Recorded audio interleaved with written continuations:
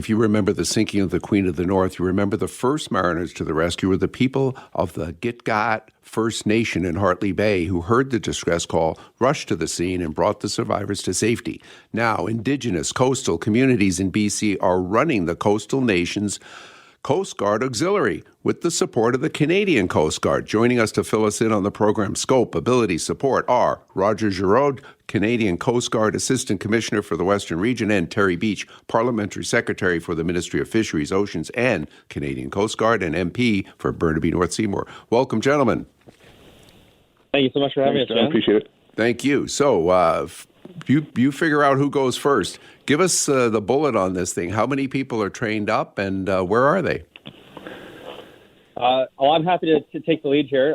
Roger's got a lot more technical expertise, but the high-level stuff is that the Coastal Nations Coast Guard Auxiliary, it's an all First Nations team of auxiliary members. There are going to be 5 locations. 2 are currently operational. The one in the Howsett territory and the one in the Helpsick territory is already operational, so that's the west coast of Vancouver Island and up to Bella Bella. But there are going to be 3 other that are going to be open in the Kidisu territory, Niska territory, and the Gitxaala territory. Mm-hmm. And you're talking about increased coverage from the west coast of Vancouver Island all the way up to the Alaskan border, which is great news for BC's coast. Beautiful. Roger, how does this work? How many members do you have, and what kind of training do they get? What kind of equipment do they have? Well, this is pretty exciting stuff for me because we're able to bring a level of capacity into these isolated communities in a way we haven't in the past. And right now we're looking at about 30 different members that are trained up. And indeed, we're transitioning some of the communities. You mentioned Gitxaala. They have a traditional RCM SAR group, and they're transitioning. And we've got communities that perhaps are not yet part of the auxiliary, but have gone through a training program in Bamfield. And so we've pushed out roughly 110 trained mariners with search master training, and all with an eye of growing capacity and self-reliance in those communities. And so they'll get training, they'll get radios, they'll get small gear. 2 of the communities have received boats, and because they're not cheap boats, we've got a long-term program to spread that talent and capacity up and down the coast. But for us, for the Coast Guard, because we know we can't be everywhere, we don't own SAR. This is about growing a network where we're talking to each other, we're training together, and we're just bringing a capability to the coast that it did not have in the past. You hearken back to Queen of the North, and I agree that was a spectacular response by Gitgat. In the more recent times, you know what the driver was? Leviathan 2, that whale watcher, and that's why Howsett is one of the premier members. That's fantastic. And you're actually sending these members to Bamfield for training. That's great.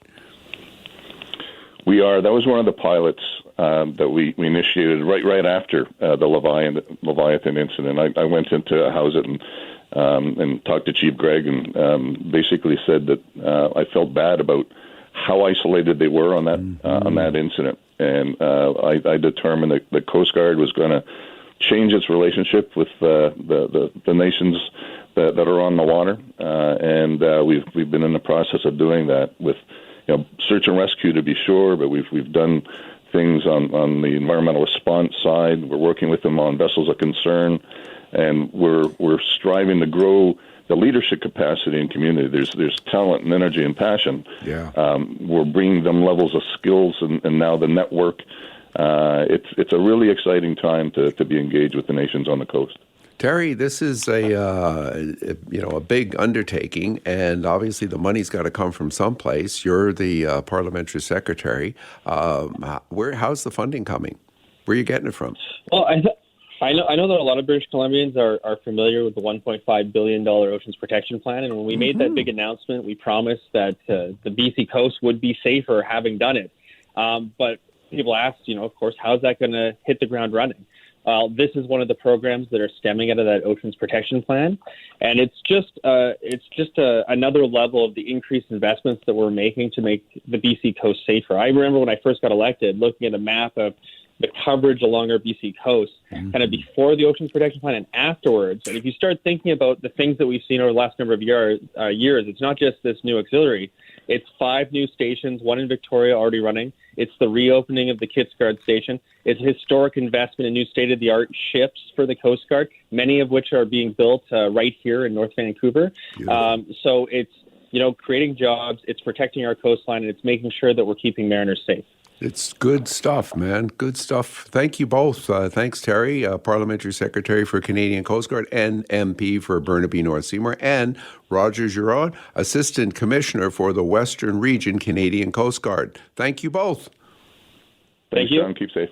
Real pleasure to have you on board and a great program. I'm pleased to talk about it.